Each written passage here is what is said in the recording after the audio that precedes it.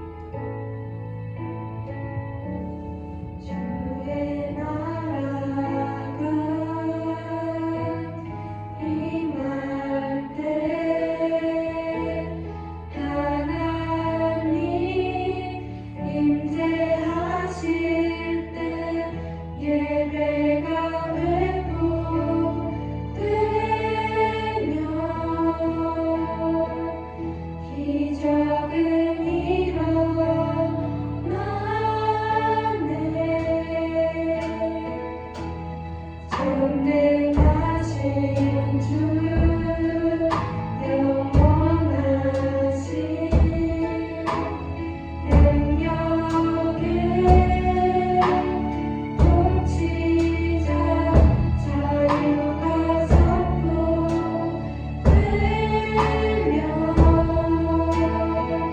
주 백성 돌아오네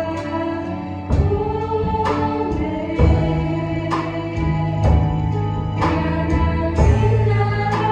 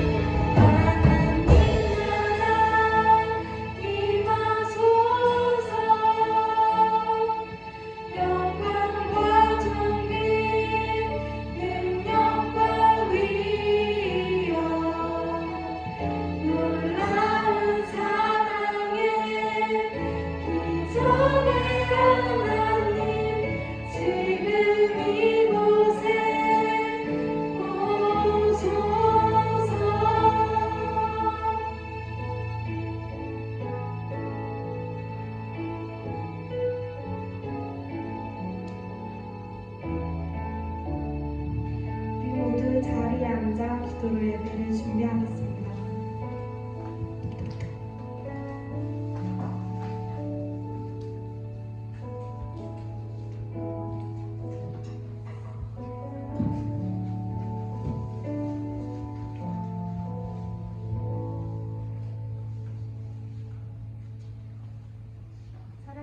사랑의 주님, 오늘도 거룩하고 복된 주의 날 우리를 안전하게 지켜주셨다가 건강한 모습으로 함께 예배하게 하시니 참 감사합니다.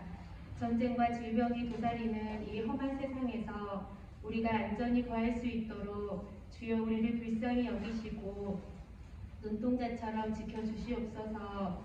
또한 예배하러 온 우리 모두 이 모습 저 모습 이 형편 저 형편대로 살다가 무거운 죄 무거운 짐 기쁨과 슬픔을 모두 다 갖고 우리의 이 모습 이대로 나아갔습니다. 하나님만이 우리의 죄와 우리의 삶을 다 아시오니 우리의 모든 죄와 허물들을 주께서 용서하여 주시옵소서.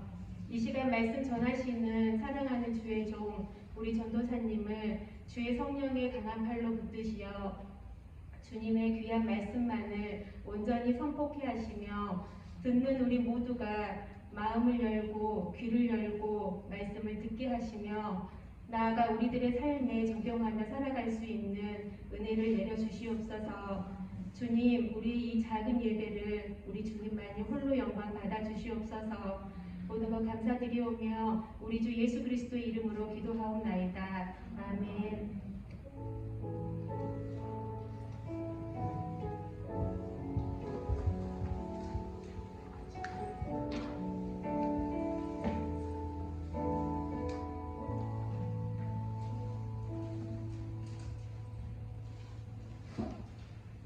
오늘 우리에게 주신 하나님 말씀은 누가복음 4장 18절에서 19절까지 말씀입니다. 누가복음 4장 18절에서 19절까지 말씀입니다.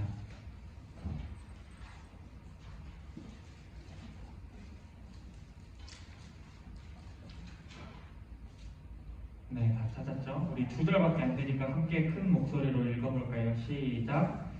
주의 성령이 내게 임하셨으니 이는 가난한 자에게 복음을 전하게 하시려고 내게 기름을 부으시고 나를 보내사 포로된 자에게 자유를 눈먼 자에게 다시 보게 함을 전파하며 눌린 자를 자유롭게 하고 은혜의 해를 전파하게 하려 하심이라 하였더라. 아멘. 오늘 은혜의 해를 누리자라는 제목으로 말씀 나눌 텐데요. 여러분 지금 다들 개학해서 학교 다니고 있죠? 개학하니까 어때요? 예원아, 개학하니까 어때요? 좋아요. 네. 온유가 개학하니까 어때? 힘들어요. 네, 힘들죠. 특별히 우리 고1 친구들은 이제 중학교에서 졸업하고 고등학교에 올라가서 더 힘들 텐데 우리 고등부 친구들 새로운 환경에 잘 적응하고 좋은 선생님들, 좋은 친구들 잘 만나고 후회 없는 2022년 학교생활 하기를 소망합니다. 우리 지난 수요일날 3월 2일에 여러분들의 개학과 함께 시작된 절기가 있습니다. 뭐지? 네, 사순절. 사순절이 시작됐는데 사순절이 어떤 절기예요? 태원아 크게 이야기해 줄래?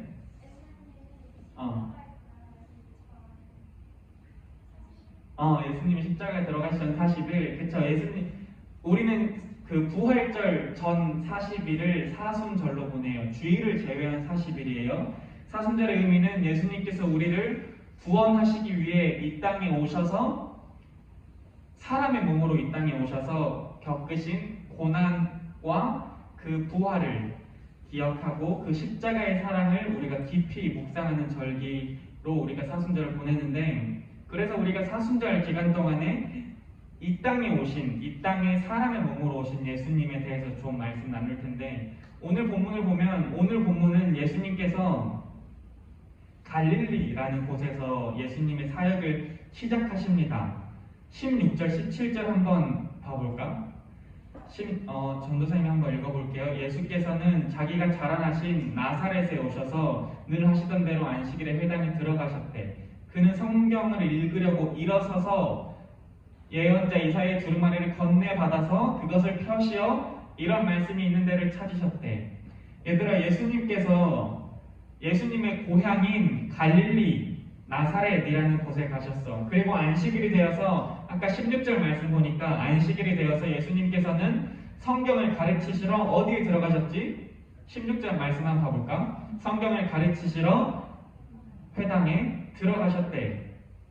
자, 얘들아, 회당에 들어가니까 회당에서 성경을 맡고 있던 사람, 성경을 맡아서 가지고 있던 사람이 예수님께 이제 성경을 건네 주었어요. 그리고 예수님께서는 성경을 건네 받아서 읽으십니다. 이때 예수님께서 읽고 싶은 본문을 막 찾아서 읽으신 것이 아니라 그날 정해진 본문을 받았을 것이라고 성경학자들은 이야기합니다. 예를 들어서 우리가 큐티를 하면 그 큐티 그날마다 정해진 본문이 있잖아요. 이 당시에도 그날 정해진 그 날짜에 따라서 읽어야 할 본문이 있는데 그 본문을 받아서 읽었을 거라고 추측합니다. 그리고 예수님께서 받아서 읽어본 말씀은 이사야 말씀이었어요. 예수님께서 성경을 받아서 봉독한 말씀이 누가복음 4장 18절 19절에 나오는데 우리 오늘 본문 읽었던 본문이거든요. 그 앞에 화면 보고 세 번역으로 한번 읽어볼까요? 시작! 주님의 영이 내게 내리셨다. 주님께서 내게 기름을 부으셔서 가난한 사람에게 기쁜 소식을 전하게 하셨다. 주님께서 나를 보내셔서 포로된 사람들에게 해방을 선포하고 눈먼 사람들에게 눈뜸을 선포하고 억눌린 사람들을 풀어주고 주님의 은혜의 해를 선포하게 하셨다. 예수님께서 이때 회당에서 읽으신 말씀은 이사야 말씀이라 했잖아. 이사야 말씀 61장 1절과 2절 말씀을 받아서 읽으셨는데 이사야 말씀도 한번 봐볼까? 우리 수아야 한번 읽어줄래? 1절 2절 시작. 주님께서 나에게 기름을 부으시니 주 하나님의 영이 나에게 임하셨다. 주님께서 나를 보내셔서 가난한 사람들에게 기쁜 소식을 전하고 상한 마음을 싸매어주고 포로에게 자유를 선포하고 갇힌 사람에게 속강을 선언하고 주님의 은혜의 해와 우리 하나님의 구속의 날을 선언하고 모든 슬퍼하는 사람들을 위로하게 하셨다. 네, 이 예수님께서 이 읽으신 이사야 말씀의 의미는 하나님께서 이 땅에 구원자, 기름 부음 받은 자, 히브리어로는 메시아라고 하죠. 메시아 들어봤죠? 히브리어로는 메시아라고 하고 헬라어로는 그리스도라고 하는 구원자를 보내셔서 내가 너희들을 회복시키겠다라고 하는 약속이에요.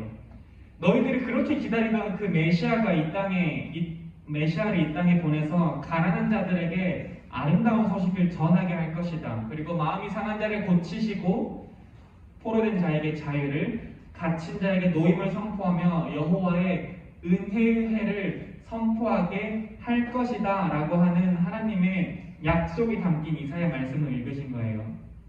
그런데 우리가 여기서 아까 누가복음 4장 19절 한번 띄워줄래요?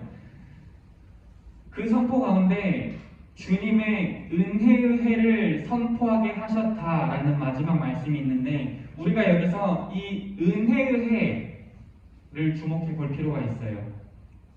오늘 본문에서 말하는 은혜의 해는 성경에서 말하는 희년을 의미하는데 여러분 희년 들어봤어요?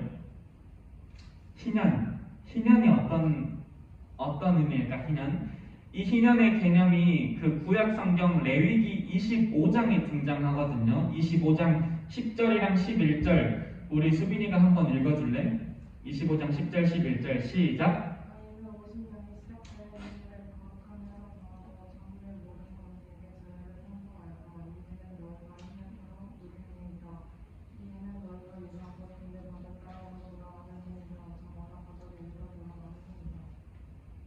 네, 11절. 희년이라고 하는 것은 얘들아 50년에 한 번씩 돌아오는 해인 것 같아요. 유대인들에게 매 7년은 안식년이었어. 쉬는 년. 그리고 안식년이 7번 지나면 얘들아 몇 년이야? 7년이 7번 지나면 몇 년이지? 77에 49. 그리고 안식년이 7번 지난 그 다음 해는 이들이 희년으로 지켜서 보냈는데, 희년을 쉽게 설명하자면 리셋으로 이해하면 쉬울 것 같아요. 리셋이 어떤 의미야, 얘들아? 그치? 다시 시작하는 거, 리셋. 모든 것이 제자리로 돌아가는 거예요. 노예로 살아갔던 사람들이 자유를 얻게 되는 거예요. 더 이상 노예의 신분으로 살아가지 않아도 되는 거예요. 또 빚을 진 사람은 모든 빚을 탕감받는 날이에요. 또 땅을 잃어버렸던 사람은 내가 그 땅을 다시 원래 주인에게 돌려주고 돌려받고, 고향을 떠난 사람들도 고향으로 돌아오는 해가 바로 오늘 말하는 희년입니다. 그래서 이 희년의 핵심은 자유와 회복으로 말할 수 있어요. 자유와 회복. 여러분 이 두 가지 단어를 잘 기억해봐요. 오늘 말씀의 핵심이거든요. 자유와 회복이 이 희년의 핵심이다. 자, 예수님께서는 이렇게 방금 우리가 읽었던 대로 이사야 말씀을 쭉 봉독하시고, 그 성경 봉독하고 전사님처럼 이렇게 설교를 하잖아요. 예수님께서도 이렇게 쭉 봉독하시고 이 부분에 대해서 이제 이사야 말씀에 대해서 설교를 시작하는데, 이 설교가 너무 중요해요. 설교 말씀 볼까? 4장 22절, 21절, 누가복음 4장 21절이 이사야 말씀에 대한 설교인데 함께 크게 읽어봅시다. 시작. 예수께서 그들에게 말씀하셨다. 이 성경 말씀이 너희가 21절만. 네, 21절만. 이 한 절. 성경학자들은 예수님께서 이 이사야 61장에 대한 설교를 아주 충분히 설교하셨을 것이라고 말하고 있지만, 누가는 이 설교에서 가장 중요한 핵심인 한 문장만을 오늘 본문에서 기록하고 있어요. 예수님께서 하신 설교의 가장 중요한 문장이 오늘 21절이란 말씀이야. 한번 전도사님이 다시 읽어볼게. 예수께서 그들에게 말씀하셨다. 이 성경 말씀, 내가 방금 너희에게 읽어준 이사야 말씀이 너희가 듣는 데서 오늘 이루어졌대. 얘들아, 이게 무슨 의미야? 이 너희가 방금 들은 말씀이 오늘 이루어졌대.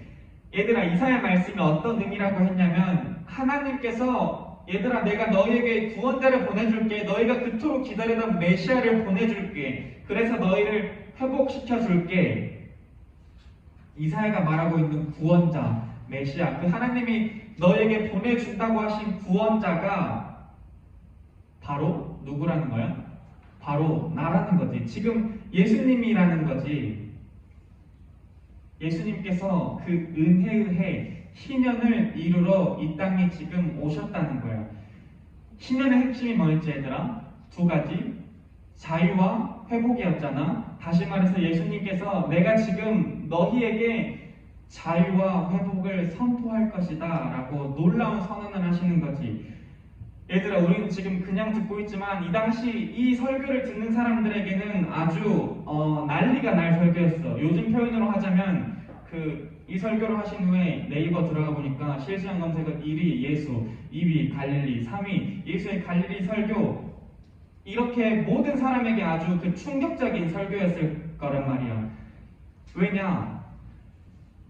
우리는 지금 성경을 통해서 예수님께서 우리의 구원자라는 사실을 알고 믿고 있잖아. 그런데 그 당시 사람들은 이 구원자를, 하나님께서 우리에게 보내주실 메시아를 기다리고 있었단 말이야. 예수님께서 구원자인지 모르고 있었어. 근데 예수님께서 갑자기 오셔서 얘들아, 내가 그 구원자다 라고 하는데 이 사람들이 얼마나 충격적이었겠어요. 이해하기 쉽게 설명하면, 전도사님이 어느 날 얘들아, 예수님 분명히 이 땅에 다시 오신다. 예수님께서 이 땅에 다시 오셔서 우리의 구원을 완성시켜 주실 거야. 근데 얘들아, 너희의 구원을 완성시켜 줄 사람이 바로 사실 나야. 내가 다시 오실 예수님이야. 이런 상황이란 말이야. 이 유대인들에게는. 이 예수님의 말씀을 듣는 사람들은 어땠을까? 그 반응을 22절 말씀으로 한번 봐볼까? 사람들은 모두 감탄하고 그의 입에서 나오는 은혜로운 말씀에 놀라서 이 사람은 요셉의 아들이 아닌가 하고 말하였다. 전도사님이 현대인의 성경 번역을 가져왔는데 한번 읽어줄게요. 그러자 모두 예수님에 대하여 감탄하고 그 은혜로운 말씀에 놀라면서 이 사람은 요셉의 아들이 아니냐 하고 수군거렸대. 처음에는 야 그래 메시아가 오면 좋겠다. 우리의 구원자가 정말 이 땅에 오시면 좋겠다. 우리 정말 구원자를 간절히 기다립니다. 하나님 우리에게 구원자를 보내주세요 라고 생각하며 은혜롭게 이 이사야 말씀을 은혜롭게 듣다가 계속 듣다 보니까 이상한 거야. 아니 근데 저 예수라는 사람이 말이지 저 옆집에 사는 그 목수 요셉이라는 사람의 아들이 아니냐라고 질문이 생기는 거지. 얘들아 처음에 말했듯이 이 갈릴리 나사렛이라고 하는 곳은 예수님이 자라나신 곳이라고 했잖아요. 예수님의 고향이라고 했어. 이 사람들은 예수님을 잘 알고 있어. 예수님의 어렸을 때부터 예수님을 보고 지냈어. 예수님뿐 아니라 예수님의 가족, 이들이 말했던 그 예수님의 아빠, 목수 요셉이라는 사람도 잘 알고 있었겠지. 그런데 어느 날 갑자기 내가 어렸을 때부터 봐오던 사람이 갑자기 고향에 나타나서 내가 메시아다라고 하는데 고향 사람들의 반응이 어땠겠어? 야 예수야 네가 메시아라고? 내가 네 부모님이 너 기저귀 갈아줄 때부터 내가 널 봤는데 네가 무슨 메시아냐라고 이렇게 수군거렸겠지. 그 사람들은 예수님의 말씀을 듣고도 예수님을 그 구원자로 믿지 못했어. 구원자로 받아들이지 못했어. 그래서 예수님께서는 이들에게 다시 말씀하십니다. 본인을 구원자로 믿지 못하는 이 유대인들에게 25절부터 27절까지 말씀하시는데 온유 한번 크게 읽어줄래? 25절부터 시작. 내가 진정으로 너희에게 말한다. 엘리야 시대에 36개월 동안 하늘이 닫혀서 온 땅에 기름이 심었을 때 이스라엘의 바보들이 많이 있었지만 하나님이 엘리야를 그만한 자들 가운데서 다른 아무에게도 보내지 않으시고 오직 시돈에 있는 사렙다 마을의 한 과부에게만 보내셨다. 또 예언자 엘리사 시대에 이스라엘에 나병한 자가 많이 있었지만 그때 가운데서 아무도 고침을 받지 못하고 오직 시리아 사람 나아만 많이 고침을 받았다. 네, 예수님께서 지금 구약의 말씀을 인용해서 유대인들에게 말씀하시는데 유대인들을 향해 경고하시는 거야. 무슨 의미냐면 너희들이 나를 구원자로 받아들이고 있지 않는데 이 본문에서 반면에 이방인들은 하나님의 말씀에 순종하는 모습을 그 구약의 사건을 통해서 말씀하고 있어요. 그래서 하나님 말씀에 순종한 이방인들은 하나님의 은혜를 받고 누렸어요. 그러다 이 말씀을 들은 유대인들은 은혜를 받지 못하고 이방인들은 은혜를 받았다가 이 방금 읽은 세 절의 핵심이야. 너희 같은 유대인들은 은혜를 못 받았지만 이방인들은 은혜를 받았다. 이 말씀을 들은 유대인들이 화가 나서 예수님을 쫓아내려고 해요. 왜냐하면 유대인들은 이 땅에 구원자가 오시면 우리 유대인들은 하나님의 은혜를 누리고 이방인들은 벌을 받을 거라고 그 본인들 유대 중심적인 그 메시아관을 가지고 있었기 때문에 예수님이 너희들은 은혜를 못 받지만 이방인들은 은혜를 받는다라는 말씀을 들으니까 화가 나는 거야. 너희가 나를 믿지 못한다면 니네가 진짜 그 표현대로 성경의 표현대로 개만도 못한다고 생각하는 이방인들보다 너희가 못하다는 거다. 그런 이방인들은 순종함으로 하나님의 은혜를 받고 누리지만 너희가 순종하지 않으면 너희는 이방인보다 못하고 너희는 하나님의 은혜를 누릴 수 없다라고 예수님께서 유대인들을 향해서 경고하시는 말씀이에요. 여러분 이 경고가 우리에게 아주 중요한 것을 말해주고 있어요. 예수님께서 2000년 전에 이 땅에 오셔서 은혜의 해를 선포하셨어요. 그 선포는 지금까지 계속해요. 오늘 2022년 지금에도 그 선포는 유효해요. 그런데 어떤 사람이 이 은혜의 해를 누리냐? 이 말씀을 믿는 사람이 은혜의 해를 누린다는 거지. 유대인이고 이방인이고가 중요한 게 아니에요. 우리가 말씀을 아무리 많이 읽어도 말씀을 아무리 많이 들어도 내가 아무리 말씀에 대해 성경에 대해 지식이 많아도 믿지 못한다면 우리 그 말씀은 우리의 삶에 역사하지 않아요.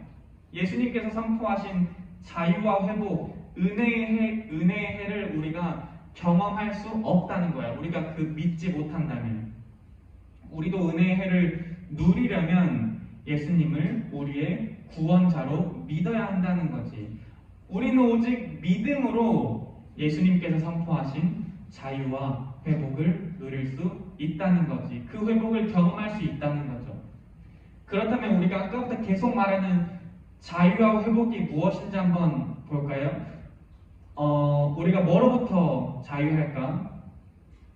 성경이 말하는 우리 대부분 우리 모든 사람들이 그 다양한 문제를 마주하고 있는데, 성경이 말하는 모든 문제의 근원은 바로 죄로부터 시작해요.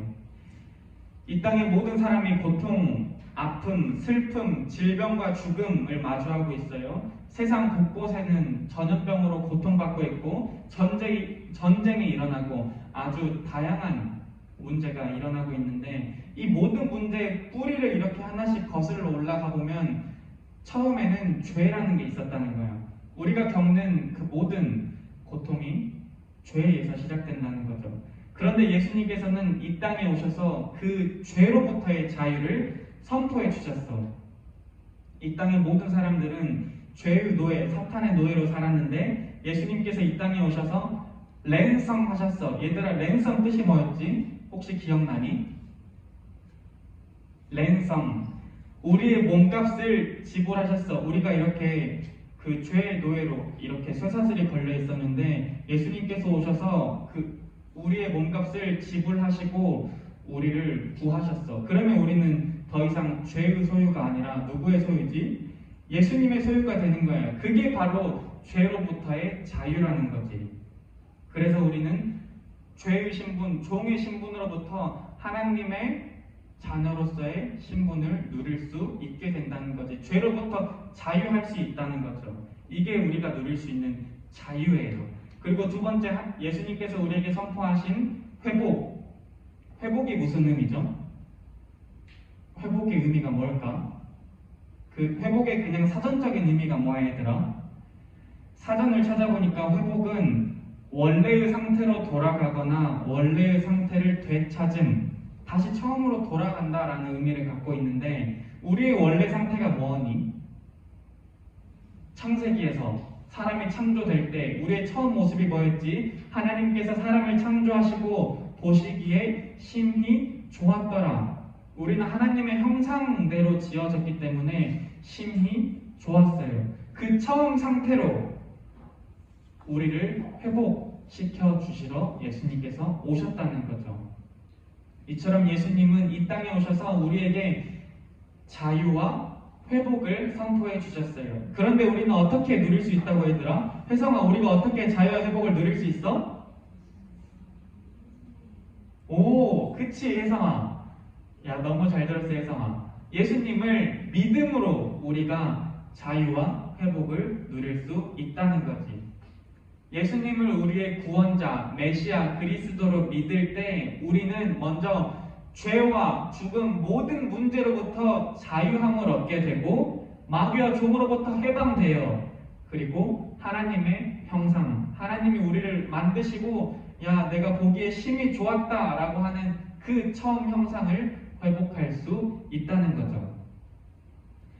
여러분, 예수님께서는 그 구원의 길을 어렵게 숨겨두지 않으셨어요. 방금 우리가 혜성이가 대답했던 대로 그냥 예수님을 믿기만 하면 우리가 자유와 회복을 누릴 수 있다는 거죠. 예수님께서 다 미리 준비하시고 예수님께서 승리하셨어요. 우리는 그저 믿기만 하면 됩니다. 우리 마지막 요한복음 3장 17절 말씀 읽어보고 마무리할 텐데요. 우리 함께 큰 소리로 읽어볼까? 시작! 하나님이 그 아들을 세상에 보내신 것은 세상을 심판하려 하심이 아니요 그로 말미암아 우리는 여러분 그저 이 말씀을 믿음으로 구원자로 오신 예수님께서 선포하시는 은혜의 해, 내가 너희에게 은혜의 해를 선포하러 왔다 라는 그 선포를 믿음으로 살아가면 됩니다. 그러면 우리 삶에 자유가 찾아오고 하나님의 형상을 회복하고 매일매일이 은혜의 해가 될 것을 믿습니다. 특별히 여러분, 우리가 지금 사순절을 보내고 있잖아요. 예수님의 고난을 묵상하는데 우리의 묵상이 그저 고난에서만 끝나는 것이 아니라 왜 예수님이 고난을 받으셨는지 잘 생각해 봐야 되라. 예수님이 왜 고난을 받으셨지? 그 이유는 바로 오늘 우리의 제목처럼 우리에게 은혜의 해를 누리게 하시려고, 우리에게 자유와 회복을 주시려고 예수님께서 고난을 받으셨다는 거지. 예수님의 고난의 길을 걸어가셔야만 우리가 은혜의 해, 자유와 회복을 누릴 수 있기 때문에 예수님께서 그 길, 어두운 길, 그 힘든 길, 고난의 길을 걸어가셨다는 거죠. 여러분, 이 사순절 기간 예수님의 고난을 통해서 우리에게 선포하실 은혜의 해를 기대하며 소망하며 우리의 삶에서도 제목처럼 은혜의 해를 마음껏 누리는, 자유와 회복을 마음껏 누리는 사순절 기간이 되기를 소망하고 축복합니다. 우리 기도할까요?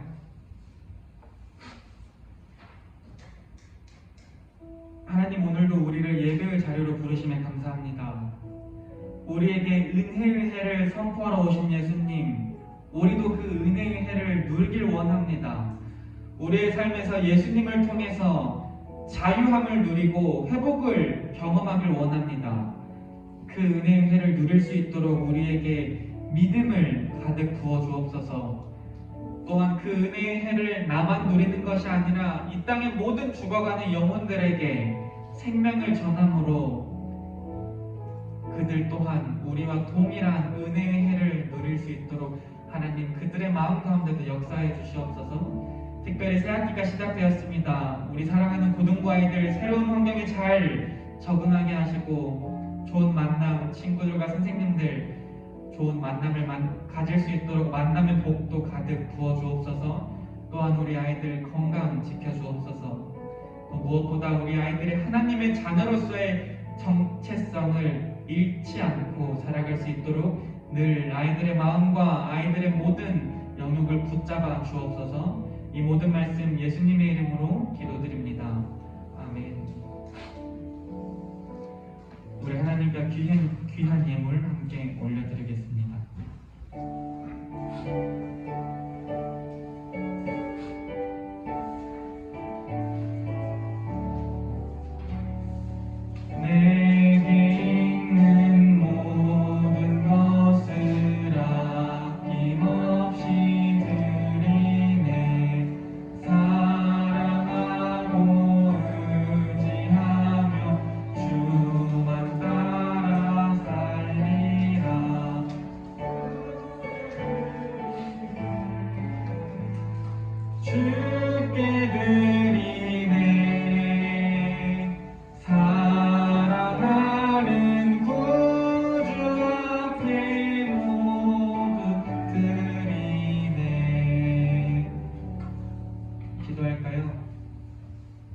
하나님, 오늘로 주님을 예배하러 나오는 이 자리에 주님께 귀한 예물을 함께 올려드립니다.